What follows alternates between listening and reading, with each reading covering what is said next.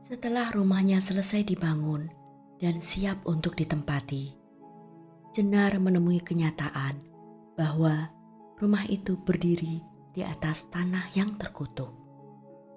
Pertemuannya dengan Nisaka, si kuntilanak perempuan penunggu rumahnya, menguak tabir misteri dan tragedi yang tersimpan sejak ratusan tahun yang lalu. Selain Nisaka, ada juga Luhung, seorang pemuda yang mati akibat fitnah keji yang akhirnya menjadikan pemuda itu sebagai sesosok kuntilanak lelaki yang memburu para pembunuhnya. Peristiwa apakah yang akan menimpa Jenar? Akankah ia mempertahankan rumah itu? Ataukah ia memilih untuk meninggalkan rumah itu begitu saja? Kisah ini sebagian besar adalah pengalaman nyata yang dialami oleh penulis.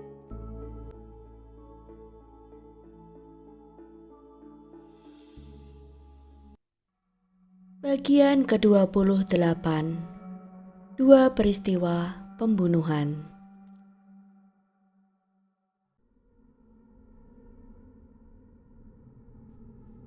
Letak kamar Dargo berseberangan dengan kamar Mbok Siem. Dargo selalu tidur dalam kamar yang gelap gulita dengan daun pintu yang sedikit terbuka. Tujuannya adalah agar bila sewaktu-waktu Mbok Siem membutuhkannya, maka ia akan dengan mudah terbangun. Dargo membuka pintu kamar perempuan itu lebar-lebar karena Mbok Siem sering mengeluh kepanasan. Hal itu membuat sorot cahaya dari lampu teplok membias keluar dan berhenti tepat di depan pintu kamar Dargo. Baru beberapa detik Dargo memejamkan mata. Tiba-tiba ia mendengar suara geraman yang aneh. Dargo yang terbiasa waspada pun sontak membuka matanya lebar-lebar dan bangkit dari tidurnya. Dalam kegelapan kamar, tangan kanannya meraba-raba permukaan tempat tidur dan kursi yang terletak di sebelahnya. Dargo meneguk ludah. Ia tak bisa menemukan belatinya. Sedetik kemudian, ia baru teringat bahwa belati itu tertinggal di kamar Mbok Siem sewaktu Dargo menyuapinya tadi. Dargo pun menjadi panik.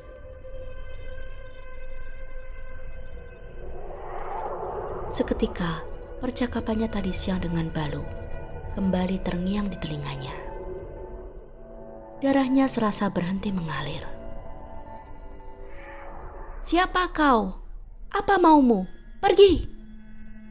teriaknya parau kepada sosok gelap yang menggeram-geram di sudut kamarnya.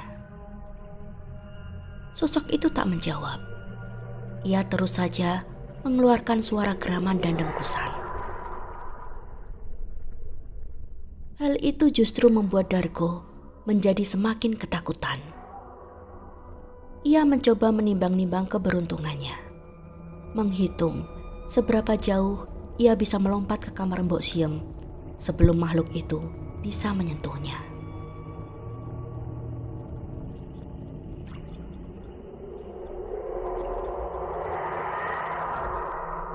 Akhirnya, dengan nekat, Dargo mencoba berlari menuju kamar Mbok Siem. Namun tiba-tiba, ia menjerit kesakitan. Ia jatuh terpental di dekat dipan Mbok Siem. Rasa nyeri mendera di sekujur tubuhnya. Dargo meringis. Ternyata makhluk itu menabraknya.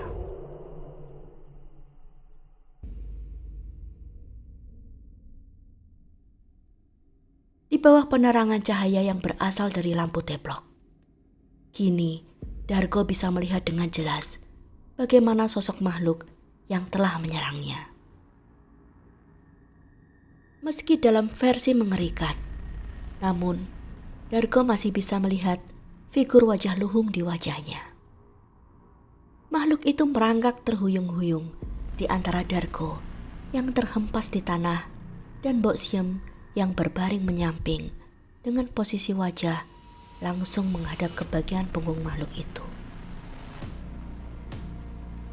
Dargo ingin berteriak sekerasnya karena merasakan kengerian yang luar biasa saat melihat wujud makhluk yang sedang kayang dengan posisi kepala yang terpuntir ganjil itu.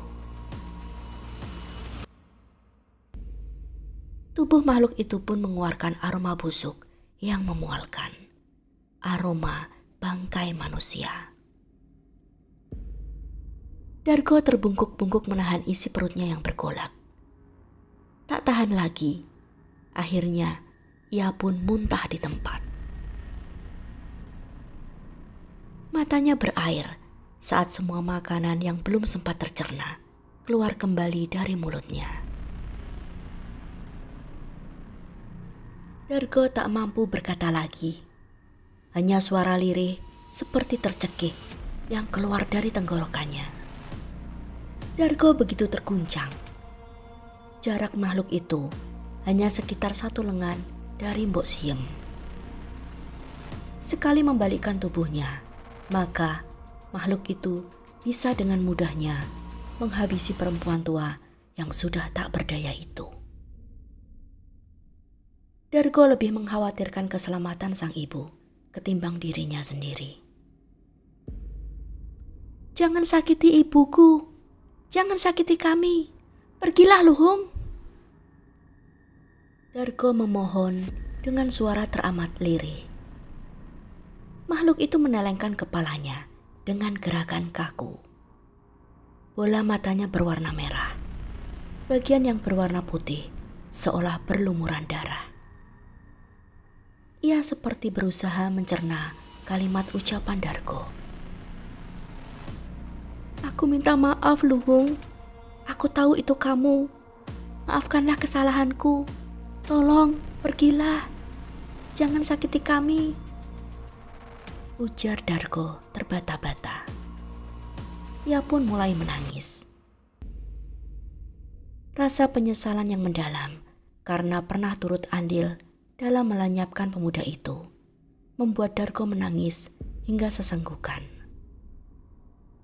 Ia melirik ke arah sang ibu, berharap dalam hati dan berdoa agar makhluk itu jangan sampai berbalik, apalagi melukai ibunya. Makhluk itu menggeram dan menengkus-nengkus seraya mengitari Dargo yang kini bersimpuh di atas lututnya. Beberapa kali suara ringkikan mengerikan juga keluar dari mulutnya yang menyeringai, memperlihatkan taring-taringnya yang mencuat. Telapak kaki kudanya mengetuk-ngetuk lantai rumah yang hanya berupa lapisan tipis semen kasar dan berlubang di mana-mana. Dargo menunduk dan menangis lirih, tak berani menatap makhluk di hadapannya. Makhluk itu kini berada di belakang punggungnya. Bulu kuduk Dargo meremang saat merasakan desiran angin yang ditimbulkan oleh gerakan makhluk itu. Ia merasa sangat tersiksa. Gerakan makhluk itu begitu lambat, seakan sedang menikmati tiap langkahnya. Dargo memejamkan matanya yang basah oleh air mata. Ia merapal segala macam doa kepada Sang Hyang Widi yang entah kapan terakhir kalinya ia panjatkan. Ternyata bukan hanya matanya yang basah. Pakaian yang dikenakannya pun basah kuyup oleh keringat yang mengucur deras dan air seni yang mengalir tanpa kendali. Tiba-tiba saja melintas sebuah gagasan di benak Dargo. Bila ia bisa bertindak cepat, maka dengan sekali sambar saja ia bisa meraih belatinya yang hanya berjarak 2 meter di hadapannya. Dargo tak yakin ia bisa membunuh makhluk iblis itu dengan belatinya. Namun setidaknya ia harus mencoba ketimbang mati konyol tanpa perlawanan. Dengan sisa keberanian yang hanya tinggal seujung kuku, Dargo pun berusaha secepat kilat bangkit dan menyambar belatinya. Namun belum sempat ujung jemarinya menyentuh belati itu, tiba-tiba kepala Dargo tersentak ke belakang dan tubuhnya terpental ke lantai dengan suara yang keras. Rupanya, makhluk itu telah menjambak rambutnya dan membanting tubuhnya. Suara derak tulang iga yang remuk terdengar bersamaan dengan lolong kesakitan Dargo. Meskipun Dargo sudah menggelepar kesakitan di atas lantai, namun sepertinya hal itu belum memuaskan makhluk itu. Dengan gerakan yang kaku, makhluk itu merangkak kayang menghampiri Dargo lagi. Dalam sekedipan mata, tangan kiri makhluk itu mencengkram batang leher Dargo, sementara tangan kanannya memegangi batok kepala pemuda itu. Dargo yang sudah lemah, kini berusaha memegangi tangan kiri makhluk itu agar ia bisa bernapas. Lehernya terasa sakit luar biasa. Ia tercekik. Bola matanya pun sudah memutar ke atas dengan mulut terbuka dan lidah terjulur keluar. Namun usahanya tak berhasil. Dargo sudah megap-megap dan mulai kehilangan kesadaran. Detik berikutnya, dengan gerakan secepat kilat, tiba-tiba saja makhluk itu memuntir kepala Dargo dan menariknya hingga putus, terpisah dari batang lehernya. Darah seketika menyembur keras dari nadi yang terputus. Lalu, ia melempar kepala itu ke arah dipan Mbok Siem. Suara tulang kepala berderak beradu dengan kayu. Kepala itu membentur tepian dipan dan lalu menggelundung jatuh tepat di lantai di depan Mbok Siem. Perempuan itu tampak sama sekali tak terpengaruh. Ia hanya mengedipkan mata tuannya yang sudah suram dan berkeriput. Bahkan, ia sama sekali tak terganggu saat wajahnya terkena cipratan darah sang anak. Usai menjalankan aksinya, makhluk itu memandangi tubuh Dargo yang berkelojotan selama beberapa detik. Darah segar memancar keluar dari leher yang terputus. Makhluk itu menghampiri tubuh Dargo, lalu menarik kemaluannya dengan sekali sentakan. Sebelum pergi, ia mengalihkan pandangan kepada Mbok Siem, lalu memutar tubuhnya dan melesat keluar, menembus pintu belakang rumah.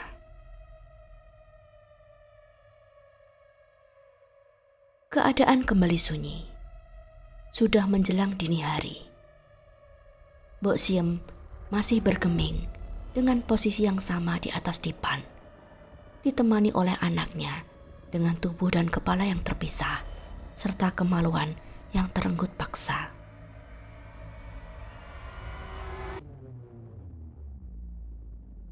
Dargo, aku lapar. Mbok Siem berujar lirih.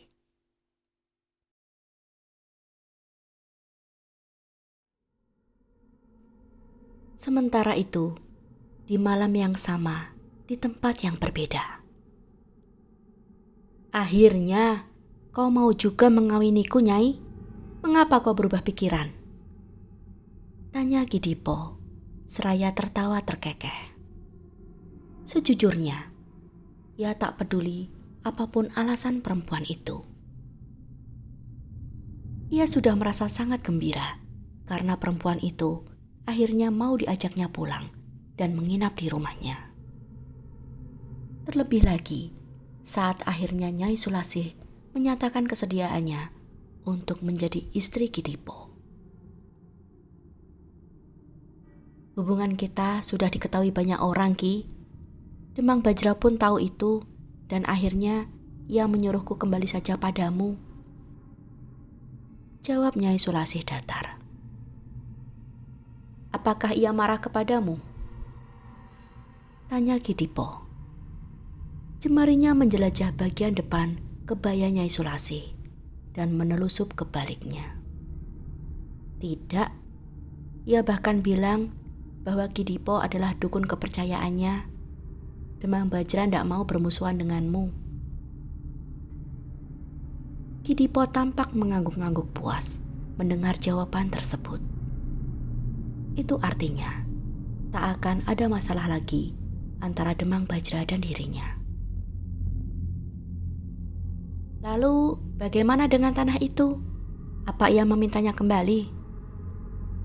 Tidak, bukan cuma tanah, bahkan ia pun tak meminta kembali semua perhiasan yang telah diberikannya kepadaku.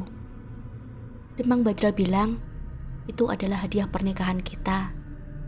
Dia bahkan juga minta aku untuk menyampaikan maafnya karena telah merebutku darimu. Jawab Nyai Sulasih dengan lancar. Sungguh kabar yang bagus. Bola mata suram Ki Dipo kini seolah menemukan kembali rohnya. Ia begitu gembira. Lelaki itu mulai mencumbui dan melucuti pakaian Nyai Sulasih. Matikan dulu lampunya, Ki. Pinta Nyai Sulasih saat Ki Dipo mulai membaringkannya di atas ranjang. Tumben sekali kau mau bercinta dalam kegelapan, Nyai. Biasanya kau tak peduli bila kamar ini terang benderang. Bahkan kita biasa melakukannya di ruang lain juga. Sudahlah, matikan saja lampunya. Jangan sampai aku kehilangan hasratku. Potong Nyai Sulasih dengan ketus. Dengan sedikit menggerutu, lelaki itu melepaskan belitanya dari tubuh Nyai Sulasih dan bangkit dari atas ranjang untuk mematikan lampu. Satu lagi, Ki. Ujar Nyai Sulasih tiba-tiba. Apalagi? Dengkus Ki Dipo. Aku haus. Tolong sekalian ambilkan air minum untuk kita. Tanpa menjawab, Ki Dipo keluar dari kamar menuju ke dapur. Tak lama kemudian, ia kembali lagi dengan membawa sebuah kendi dan gelas. Lalu menyodorkannya ke Nyai Sulasih. Ini, minumlah, ujar Ki Dipo. Nyai Sulasih menyambut gelas yang diulurkan Ki Dipo dengan tangan kirinya dalam keremangan kamar.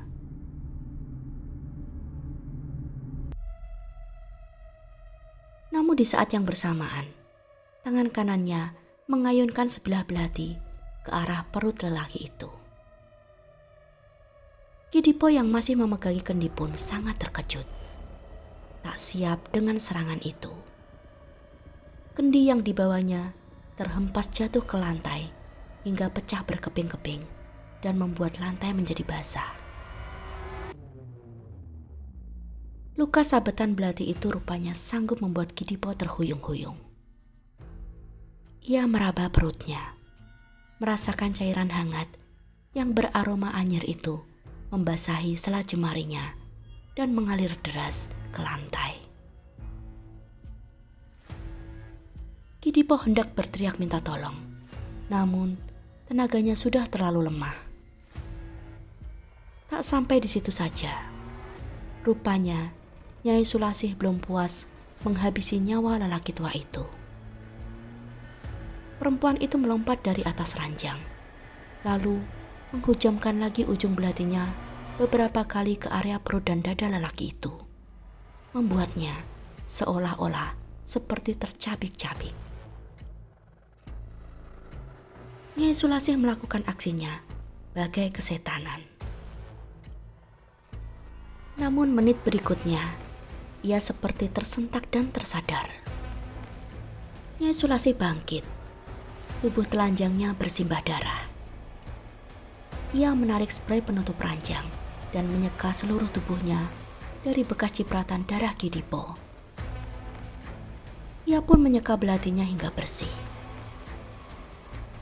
Setelah selesai, dilemparkannya kembali spray itu ke atas ranjang. Dengan gemetar, ia mengenakan pakaian, lalu membuka jendela dan melompat keluar. Dengan hati-hati, ditutupnya kembali jendela itu. Lalu, ia menuju istal dan mencuri salah satu kuda milik Kidipo. Ia memacu kuda hitam itu secepatnya menuju ke arah rumahnya.